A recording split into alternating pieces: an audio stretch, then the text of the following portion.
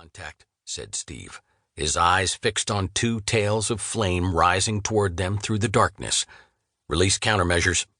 The air beneath the plane was suddenly littered with aluminum chaff intended to confuse the missiles. Whoosh! One SAM blew by just 50 feet to starboard, chasing the aluminum, and whoosh! The other shot under the plane, its exhaust burning so bright that it lit the two faces in the cockpit. American countermeasures worked. Iraqi proximity fuses did not. But now tracers began to rise in long, delicate strands all around H-2. That meant AAA, anti-aircraft artillery. Slow, primitive, altitude-fused explosives, the same thing they shot at B-17s over Europe 50 years ago. But if there's enough AAA going up, someone's bound to come down. And tonight, it was Steve Stafford. Impact. The A-6 was tough, but a lucky shot cut the hydraulics to the left wing. We have a problem, Steve," said Joe Digger. "Roger." One look told Steve there was no hope. They were out over the desert again, and it was time for the unthinkable. "Prepare to punch out," Steve said as calmly as he could. "Roger, sending our search coordinates. Let's hope the helos find us before the bad guys." Steve grabbed for the yellow ejection handles and pulled. In an instant, he became a missile himself, rocketing straight up through his own plexiglass canopy. Even with the protective helmet shield in place, the force of ejection at 500 miles an hour could break a man's nose, blacken his eyes, tear the skin clean off his face. But the explosion was so intense, the eruption so instantaneous, the dislocation so complete, that Steve couldn't tell what was his face and what was his ass and what was in between. As he rocketed upward, the jet rocketed away, first out, then down. Then it was nothing more than a shadow riding a dying orange arc of flame. He felt the impact of the plane's death just as he felt the gallows jerk pull of the parachute saving his life. For a moment, the desert floor burned bright with fuel and avionics and high alloy metals. Then there was dark.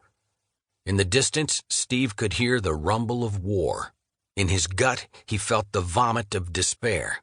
But in his head, the small academy-trained voice was reminding him, stay professional and survive. As soon as he hit, he unsnapped the cook fittings and climbed out of his chute. Then he called to his partner, "Joe! You okay, Joe?" "Shit hot, Steve. Shit hot." "Good. Be professional, even on the ground, even in despair." Pre-flight briefings had set 3 collection points where Apache helicopters, under the cover of A-10 Warthogs, would be waiting to pick up downed flyers. From his seat cushion, Steve took out a map, a compass, and 6 foil-wrapped packets of water. Then he unholstered the pearl-handled .45 his grandfather had given him when he graduated from flight school. "We'll be out of here by dawn. Let's get moving." Then 3 sets of high beams came bouncing toward them. Bad guys. That was where Jack Stafford stopped writing. Always stop when you still have a little left in you. That way, you'll have a place to start in the morning. Hemingway used to say that. Leave it to Hemingway to find a reason to stop writing and start drinking at 5 in the afternoon. Jack was just cheating.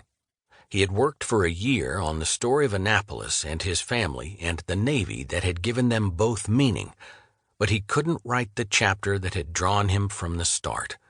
So he was writing the one after it, an easy one he would call Pax Americana, about Ronald Reagan's 600-ship Navy and his own great-nephew's adventures in the Gulf War. He lit a cigarette and looked out the window of his hillside bungalow. In Los Angeles, the Santa Ana winds were blowing. They swept down from the high desert, scrubbing the air clean and drying it through so that everything stood out in speed-freak clarity. The names on the boxcars in the train yards on San Fernando Road, the silvery leaves on the chaparral bushes at Chavez Ravine, even the people moving about in the downtown skyscrapers. L.A. was no place to be in Santa Ana season.